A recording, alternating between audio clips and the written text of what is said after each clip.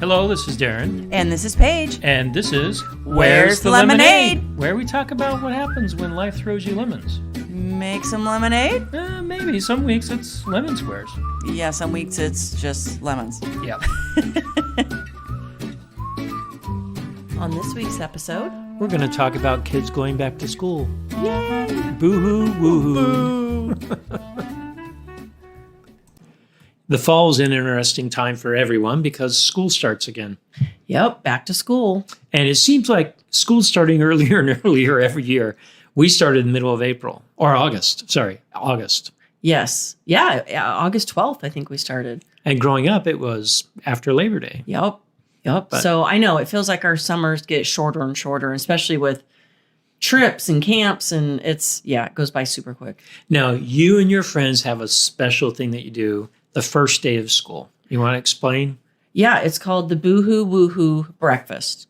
And depending on what side of the fence you're on, if you're boohooing because your kids went back to school or you're woohooing because your kids went back to school, it's just a time where us moms get together and have a little breakfast the first day of school and just, shoot the breeze.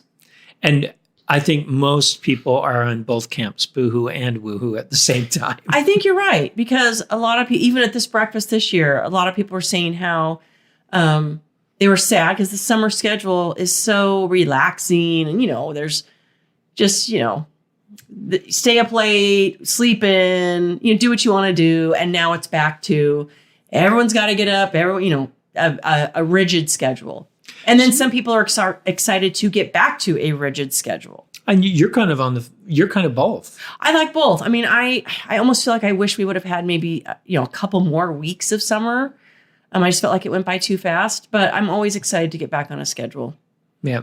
Now, were any of your girlfriends this time sending their youngest kid off to school for the first time? Yeah, I think a couple were. Yeah. How were they? I always find this fascinating. I think some people had said that there was a few tears shed. Yeah. And yeah, I think most of them were like, oh, it's a little sad. So explain what happened to you when Jake went off to, you said first grade. Yes, because kindergarten is still only 3 hours. So if your child was in preschool the previous year, you're still only getting 3 hours. It's not like this huge change. But first grade is when it really changes the dynamics of your day because they're gone the whole day. But yeah, I think a lot of women, especially probably women that stay at home more so, when your kids are in school all day, after you've been home for, 10, 15, maybe 20 years raising kids, and your youngest goes to school, you feel, a little bit lost. So what did I used to like to do? What are my hobbies? Or do I want to get a job? I mean, all these things go through your head. Or do you have another baby? Yeah. That has happened. Well, that happened to me. And it happened to me too. Now, that wasn't planned. My baby was not planned. Yours was. Our two were planned. Yeah, ours was not planned. I mean, Jake was 11 when Sam was born. So that was not planned. But yeah, I think a lot of women kind of go through a little identity crisis of what do I want to spend my time doing now that I don't have little kids at home? How do I spend those hours? It's almost like someone changing careers. Absolutely. And it's hard for a lot of women, really hard. So that could be the boohoo part, missing your kids. Right. Missing your identity, because the identity is mom. I'm mom. And if I'm not mom from 8 till 3, who am I? Yeah. Your mom from 3 till midnight with harder homework to do. Yeah, exactly. Definitely. That's exactly. So the other thing that's difficult going back to school is getting the kids on the schedule. Yep. We did something to help with our kids because summer schedule with teenagers, or I guess they're young teenagers still, is all right. You have to go to bed before the sun comes up. We were pretty lax this summer. I mean, we went to bed every night before they did. Oh, yeah. We were like, we would say maybe midnight, 1 o'clock, make sure you turn off the TV and turn off the lights. And we were in bed at 11. So the week before school started, we were weaning them down to, okay, bedtime tonight is 11, bedtime's at 10. Now, now we're down to 9 o'clock and things are rocking and rolling. But boy, it was hard, especially for Sam. It was hard because he was used to sleeping in till he was our sleeper inner. Yeah, our other kids couldn't sleep in. But Sam was sleeping till 9 or 10. That's crazy. Now, also getting back into the schedule is now homework scheduled, sports start about this time, musical instrument practice. I mean, we go from unstructured to super structured. Yep, it's true. And we limit the screen time, 30 minutes a day. We've got to try and figure it all out. We're still trying to figure it out, actually, because I was gone this whole week. So that was the second week of school. And so you were here with the kids and I came home and I'm like, well, did all this happen? And you're like, no. No, some of it did. And you know what? We will all survive just fine. Yes, we will. And I appreciate you taking over for the week very much. The only thing, I think the only thing that didn't happen was the practicing of the music. Yeah, everything else, you were on top of everything else. I tried. It's hard. It is. Especially when you're not the one used to doing the schedule. You're not the one that's home every day, and all of a sudden you're thrown into that. It could throw you for a loop. Right. Well, and you have a job that you're on phone calls at all different hours of the day, so that's hard for you to. Oh, I've got to go pick up kids or take kids because you might be on a phone call. Yeah, and that even happened. I was picking up a bunch of kids from school, and they see my headset on and my finger up to my mouth going, shh, I'm on a call. Right. So yeah, a teenager's in a packed car trying to be quiet. It did not work out. Yeah. Yeah. And luckily, I think most of your coworkers or who you're talking with seem to understand that. Well, they were all on the same thing. In fact, something funny happened this week. On one of the calls, someone left their mic open on their headset and they were picking up their little girl from preschool. It was so adorable. Oh. And she had no clue. We finally muted it after about 3 or 4 minutes, her line, because, she was like talking baby talk to her little girl. And I love you, mommy. We were all like, we got to get back on the call. We got to focus. But one thing that we found we have to be very careful of, and with one of our kids especially, who will say yes to everything, is overprescribing, prescribing. What's the right word? I don't know. Either one sounds fine to me. Yeah, oversubscribing your kids to all the great things that can happen at school. Yeah. And we had to sit down and talk with Sam about that because he was wanting to try out for the volleyball team and run for president. And he's got piano and he has violin and he's got join a club here and he has advanced. He has all honors classes. And we just went, son. Yeah, you're going to have a meltdown. Yes, exactly. And that's the thing is, I'm not sure that I think he could handle all of that, but he would definitely have a meltdown. Yeah. So you have to be careful that you're not imposing what you want on your kids so that they're oversubscribed. I've seen a lot of kids burn out. Right. So so we had to, and we talked with Sam and said, which of these things do you really want to do? And we're totally support you. And I even said, if you want to do all of them, I will still completely 100 support you, but you have to be one heck of an organized person. Which Sam is not. He's not. Right. So we're helping him out with that. Yes. But he had to make some tough decisions on what he wanted to do. He did. And I think, it got all worked out okay. Yeah.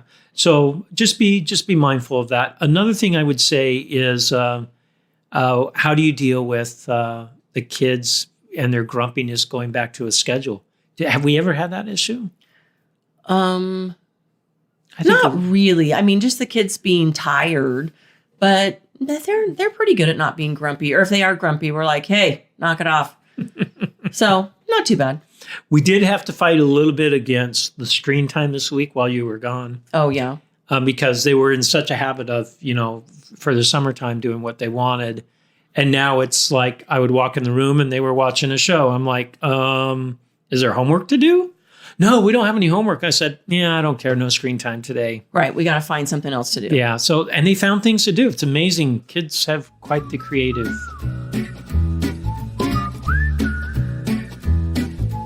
Blended families has a lot of challenges to back to school time. Oh, even more so than I think traditional family. Oh, absolutely. Without a doubt. So in so many ways. So one of the things that's, the biggest obstacle is just coordinating everything that has to do with school between the two houses. Yeah. And for you people that are not in a blended family, let's explain a little bit more all the things you have to coordinate, because it's amazing. You don't really know until you go through it. Yeah. You can't even plan for it. No, I mean, there's carpools that you have to organize together, right? Which we had a major snafu about. We did, which we mentioned in another one of our podcasts. Yep. Carpools, homework. When our kids have instruments that, we're not going to rent 5 instruments. So there's instruments that have to go back and forth. There's piano books that have to go back and forth. There's certain uniforms for things that have to go back and forth that we're not going to buy multiples of. Right. So that coordination between you and your ex is extremely important. So, and it can be very stressful as well. So our advice to people is near the beginning of the school, end of summer, start coordinating early, figuring out what needs to be done. Make sure the kids, school supplies is another one. Right. Right. Make sure that you don't double buy school supplies or that you don't buy any at all. Right. And that's never been an issue with We've done us. pretty good with that. Yeah, it seems to be the person who has the kids the week before school starts, they go buy the school supplies. Like it's never been that big of a deal. an issue. Right. And but in other families, it has. We read on some of the posts, yes. big, huge blow-ups over who's buying backpacks, who's buying school supplies. Who's buying new school clothes. And to me, that's just, if the kids are with you before school, go buy the school supplies. Or actually, it's usually the week that school starts that you're buying the school supplies once you find the list and all that. But I don't know, is school clothes shopping even a thing anymore? It is. In fact, when I was in DC last, they were handing out vouchers to families that were underprivileged to buy school clothes. I think that's mostly because a lot of the schools there have uniforms. Oh, gotcha. That could be why. But, schools that don't have uniforms, maybe it's not that big of a deal anymore since we start in August. I was going to say, it's not like we're buying fall clothes because it's 103 outside right now. So, you know what I mean? Like we might buy the kids a couple of shirts or maybe a couple new pair of shorts, but we don't do what I used to do growing up. We went to this major. What are you going to wear the first day of school? Oh, yeah. And I think our kids did think about that. And they did all have a new outfit to wear on the first day. And we bought them all new shoes. But it's not a big deal. It's like, oh, yeah, we'll get you a couple things. Yeah. Now, in a blended family, chances are, especially with teenagers, well, maybe not as much with teenagers. Little kids, we had to buy, my ex bought stuff and we bought stuff for the first week of school because moving clothes back and forth for little kids was hard. Right. But teenagers might be different. Yeah, teenagers. I know Madeline, she just takes clothes back and forth. She has certain clothes she likes and I want this outfit over there. No, I'll bring it over here. So, but I would say like with David, we still have, he has his clothes over there and we have clothes over here. He's not taking clothes back and forth. He's not taking clothes back and forth, but he might. But he probably will. I mean, all the other kids did. Yeah. The other tough thing to do is homework. Yes. Especially if one parent is more aptitude to certain subjects than a step parent or even like my ex-spouse. Right.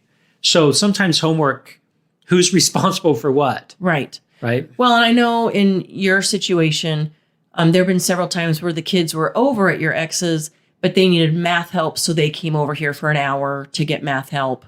Right. Yeah. We've always been pretty. Or we've even Skyped before. We've even, Yep, Skyped or FaceTime. She's always been pretty, great about letting the kids come over here and get the help that they need. Yeah, and vice versa. But the biggest problems that we run into with homework are when there are those projects. Yes. Like the 4th grade mission project. Oh my goodness. Those are tough. Or the science fair project. Those are tough. Because they might get started at one house. And if you're not communicating with your ex, which depending on your current situation, if the phases of the moon. Yes.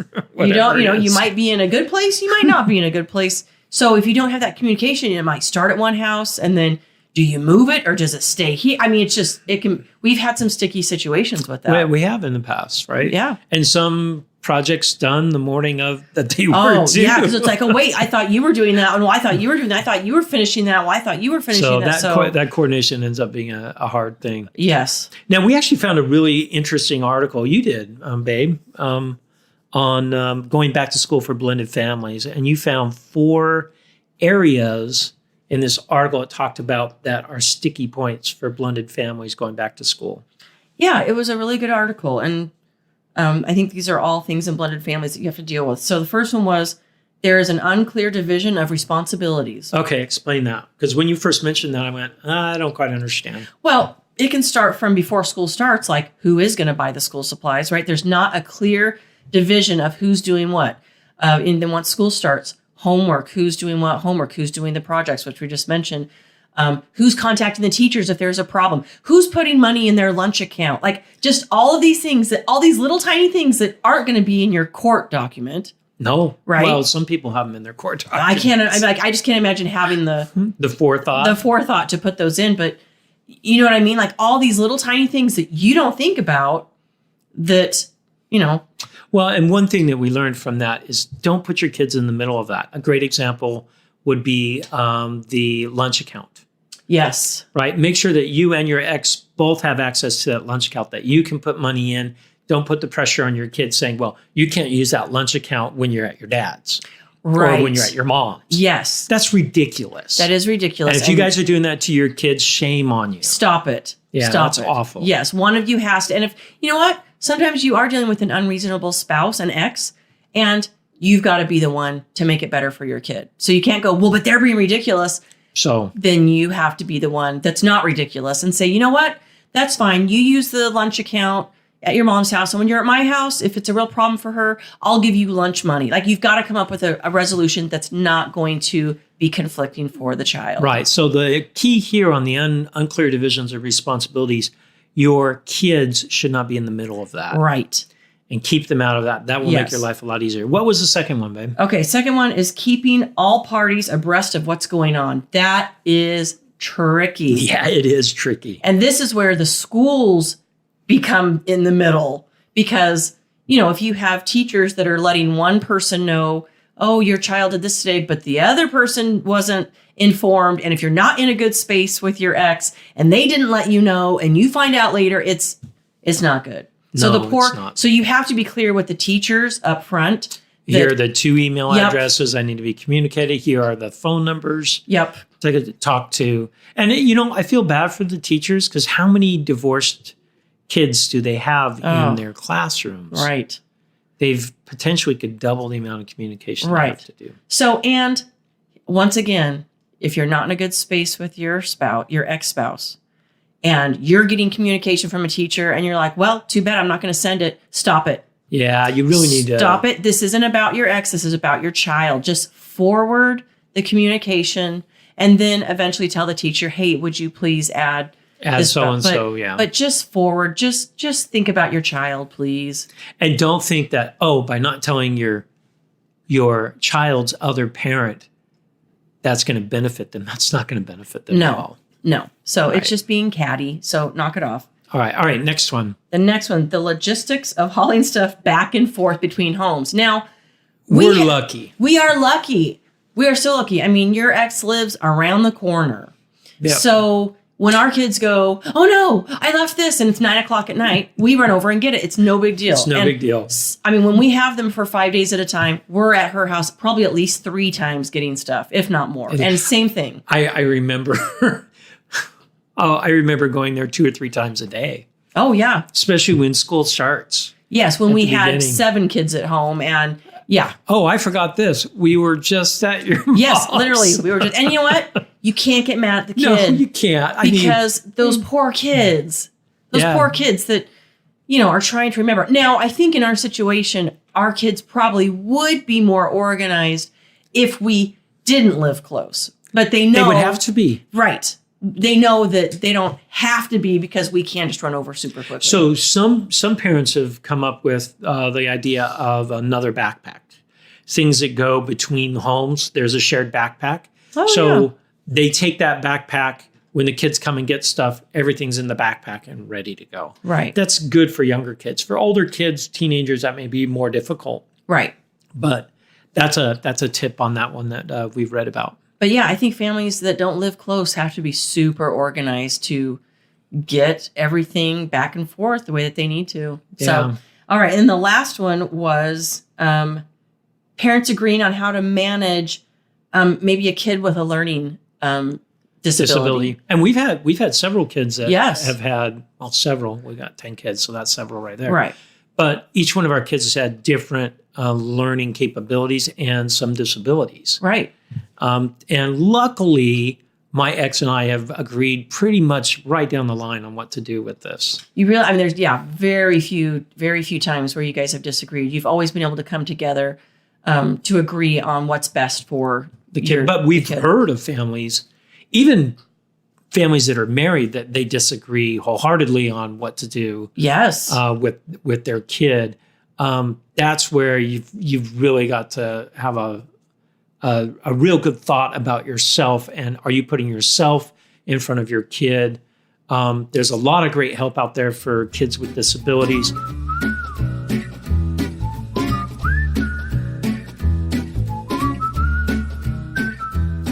Now let's talk about when kids leave for college, because this is a whole different part. Whole different ballgame. And even though we both had kids that had left college before we were married, Yes. right? It seemed very different after we were married and our first kid left. Yeah. Why is that? I don't know. I think it was primarily because we had just created this new family with 7 kids at home, 3 kids out of the house. This was our new norm. And then all of a sudden, Jake leaves to go to college. And everything was turned upside down for a little bit. It was, but it was also good for, I mean, Jake so desperately wanted out of our house. Yes, he did. He will definitely say that to anyone that asks him. He wanted out of this situation bad. So people that listen to our podcast, I mean, if you haven't listened to all of our episodes, we do not have the perfect blended family in any way. Oh, no, there's a lot of rough edges. We are trying so hard, and the kids are trying, and we're always trying, but there's a lot of speed bumps along the way. Oh, absolutely. And so, yeah, Jake wanted out of this. In fact, he graduated early, a whole trimester early from high school to get the heck out of here. So he went to college at 17. Yeah, and he went in mid-year, so he went in January. Yep, because he wanted out of our house. He did, but that was a tough time. That was tough because I was feeling guilty that he left and maybe he didn't leave on a good note, and it was really hard. And I thought maybe we should have another baby because that would solve the problem. Yeah. I'm glad we didn't have another baby. Holy cow. Oh, me too. Oh, thank you for being strong, babe. Thank you. I was very strong during that time. But it's funny, the hole that Jake left, we filled in pretty quick. In fact, the same day he left, we took his bedroom, ripped all the carpet out, and ripped all the furniture out and painted the walls. Literally his car was driving away and we were ripping his room apart. Yeah, we were. Because it was pretty gross. He was pretty much a slob, yeah. Which he's not anymore at all, which is so interesting. I think that was his rebellious, well, fine, I'll live here and I'll make it miserable for who, Jake? For us? It was miserable for you, not for us. But no, he's such a clean freak now. But yeah, so we tore apart that room ASAP. We did. And, our next child to leave left 9 months later. Yep. Dallin that was left. Dallin. Yep, he left 9 months. And, when Dallin left, his room got turned into a game room for the younger kids. They were loving life. Yep. And it's funny because I'm listening to some of my friends that have kids leaving for college now, and they're like, oh, we want to hang on to their room, and we don't want them to feel like they don't have some place to come back to. And I'm like, that's fine too. But, your child is moving on. And I think sometimes it makes the kids sad that their room is gone the second they leave the house. Probably makes them sad. But we have to adjust to our new, we needed that room. We needed an office when Jake left. And we thought, oh, this will be great when Dallin left to have a game room. And when they come home, they still have, they still have their rooms. They have their boxes of stuff. That's right. They've got a couch to sleep on at any time. Exactly. But it's been hard for every single child that's left. Even your stepkids, when they left, you felt a hole. Oh, absolutely. Which surprised me. Absolutely. So after Jake left, she talked about having a baby. After Dallin left, 9 months later, she talked about having a baby. I did. I felt a hole. Yes. You did. And then we had, 2 years until Jacob left? Yep. And then I was super sad because I was getting that's when we got a dog. closer to you know what I mean? Because I was already close to Dallin, and I only lived with him for a year and a half, 2 years. And then I'd lived with Jacob for 4 years. You know what I mean? Like the more I got closer and closer to your kids as they were here. And so it was harder and harder as they left. It did leave a hole, but thank goodness we didn't have another baby. Oh, yeah, I'm too old for that. And why did you let me get a dog? All I'm going to say is there's an episode coming up on manipulation that we're going to give, and Paige is going to talk the whole time. She will teach you how to manipulate your spouse into getting a dog. Oh, I'm a good teacher. Good teacher. One of the things with blended families also, when kids go off to college, is the big question mark: who's going to take them to school? Yes, that's always kind of been an issue for you and your ex, right? Well, we've always resolved it. Yeah. We've always figured it out. Without putting the kids in the middle too much, I think. Yeah, because this is tricky now because the kids are now adults. Yep. They're no longer under the child custody rulings from the court or anything. They are not considered anywhere part of that anymore. Right. So it's something you have to work with your ex about. Right. Now, it turns out that I've taken all my boys to school and my ex has taken our one daughter to school. Right. And we got one more daughter to come and she'll probably take her to school. Which I think that's a great way to do it. I mean, however you work it out, just try your hardest not to put the kids in the middle, which they are going to fill in the middle. They are. They are. And so you need to reassure them, I really want your mom to take you. Right. I think that's the best thing. Right. And we'll come visit, which we did. Right. And I remember even when Dallin went, he said, you know what? I'm going to have dad take me and mom is going to come to parents weekend, in 3 weeks. I mean, So however you can work it out, but, just remember that your kids are really struggling with not hurting someone's feelings. So be cautious and careful of your children. Absolutely. They may be adults, but they're still your kids. Yeah. And they still want to please both of you. They absolutely do. At least we hope that. Yeah. We hope that you're in a situation where your kids want to please you, right? Exactly. The other big thing, and I've read a lot of this on the forums on Facebook, is who's paying for college. Yeah, that can be tricky. This one's tricky too. Now, some people have actually put that into their parenting agreements. Right. But they're really not, there's no way to really enforce those.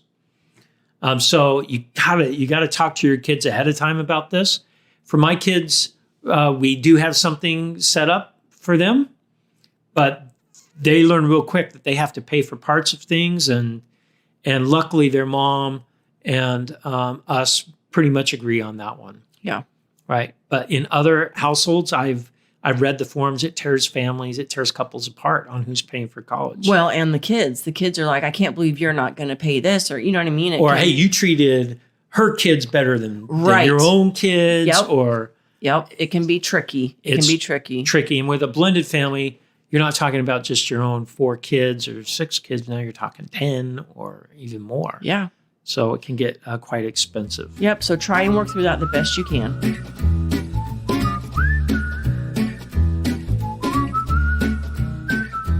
All right. For our Lemonade Moment of the Week, the tables are turned on Darren. Woohoo! So normally when I'm out of town, if you listen to a couple of our podcasts back, like the AC went out and Paige had to repair the AC in the attic with... Every time the AC has gone out, you have not been here.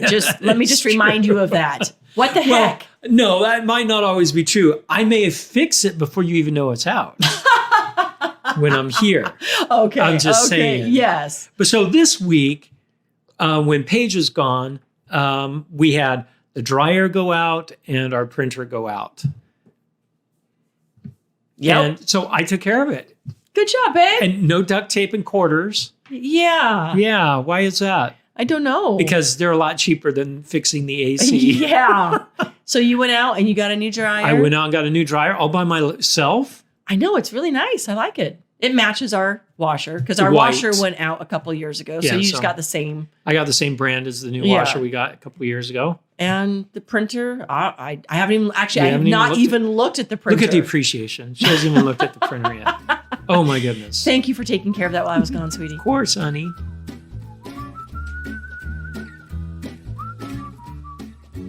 If you like today's episode, Give us 5 stars on iTunes, Spotify, Google. and head to Facebook and like us, And check out our blog at where'sthelemonade.org. where you can leave questions and comments. But most of all, Go out and make some lemonade. you betcha, baby.